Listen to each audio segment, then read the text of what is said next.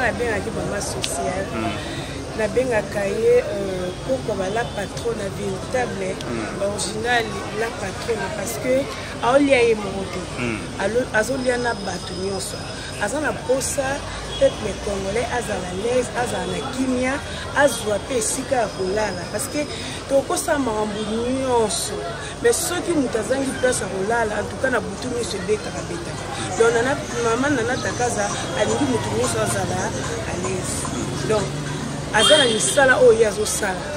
asungaka bato bave borfele azana fondation ya monene tout le monde même ba croix rouge tout le monde ba croix rouge ndenga zo soutenir bata croix rouge ba msupe bazangi bisika ya kovanda azozwa charge na bango donc te nzamba pambola donc ya kolopese belele tinga yoyo nazana ba lopango nanga lelo nga biju po baloba ba artiste ba kufaka boye bazana eloko te lelo so lelo nga na kufi ba nanga ba otikala ozomona otikala na mabele na zina sima ya nana takaza ezaka pona biso ba artiste comédien même na bino pe ba journaliste tenga na dia na oyanga bino nyonso mozana ngo ozomona na batu population do mama nana takaza bi mutu nyonso aza mwana ya mboka aza a profiter nango. Alors bateau bana poto peut-être on msuba on a fait une citation bateau et bateau mouvement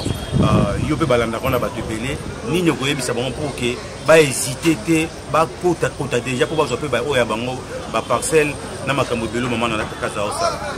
En tout cas ngai Bijou la reine artiste na bino ya mboka tant biso tozaba ba pasteur ba pandisango toyaka na makambo ya lokuta te po retour pe kozonga ntali boso ba kan po tozala place okimela te tant biso toyo beta mbela boya tozolo ba lokuta te eza ya solo parce que ça na batu mususu ba décourager po ba kutana ba makambo yo mais nana mama nana takaza bandi makambo lelo te na yesi bino azana ngo tina ba mbujimai tina ba mwanda tina matati tina ba partout na Congo une grande partie ezali alors boye bela tango bazo benga bino na ya chaki masuwa noé abanda ko benga batu msu ate trop matate mais ba mona ki retour tango mama nana takaza bi azana poste et puis na moins cher place nyoso yo $300 vous a déjà na $300 350 1500 ça dépend na place oyo lingi boya na lombango bobenga ngai numéro na ngeza to ya papa Amos eza wana donc et aux vraiment malamu ozomona en tout cas fondation mama nana takaza ezali et puis nalingi na profiter le susu pona koyebisa peuple congolais boyebi mama nana takaza asunga ba artiste comédien kala to bando sa nzonzing tango ezalaka nzonzing okay pe boy ozumo $1000 na nzonzing na on se retrouver au futinda na SPLISA TV ba problème yaki ebele leti mutu lokola mama ya biso mama Chako akufa est-ce que toza na droit ke kosenga embongo non oh papa na biso Masasi Kabamba e osimba te yango moni lokola na SPLISA banyongo eleki tellement ebele nde totiki yango nanu toyena nu na nana takaza TV alors maman nana takaza maman nana takaza zongsi production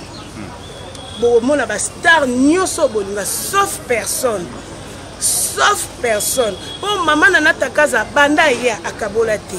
si pe azali pe akabola te azana besoin artiste nyonso a se retrouver mouvement wana zonga ndenge tozalaki liboso akala bo s'abonner vraiment massivement na nana takaza TV. Nana takaza TV, bo s'abonner, bo liker, bo commenter et vous allez vraiment quitter.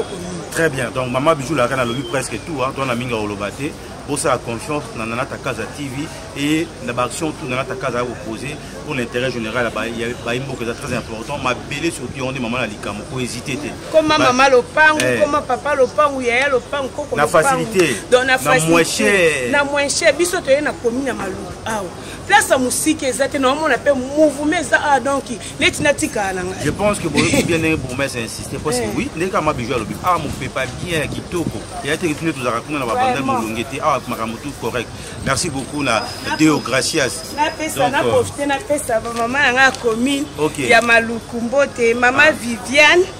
na commune ya Maluku wana na pesa ba mbote belé na bosanité RK de Bruxelles, président Didier Nzao Euro-Dollar. Rendez-vous sera le 19 juillet. Boye Bibino Moko Bijou la reine, 29 ans de carrière. Groupe Naye, 19 ans. En tout cas, ça s'est fait. Maman Nana Takaza déjà sponsor officiel. Sikoyo, Talara Moussa Pimo Resugolelo. Tétoana Posana. Kitoko. Bosunganga et ça la bien ma. Mais bon, on a numéro ni. Il faut pas savoir un peu rapidement. Attends numéro na yo, attends numéro ni. C'est bon bengi, toko guider pas ma bijou sans problème parce que nous en avons. En tout cas, pour soutenir vraiment maman Nana Takaza, tu papa me sauve beaucoup, mais ça il faut te soutenir parce que azana bolingo, azana batu mususu azana mbongo. Ayeno ko mena masanga yo ça tapage mais il y a ça ratapage té. Azana souci ya peuple congolais, azala na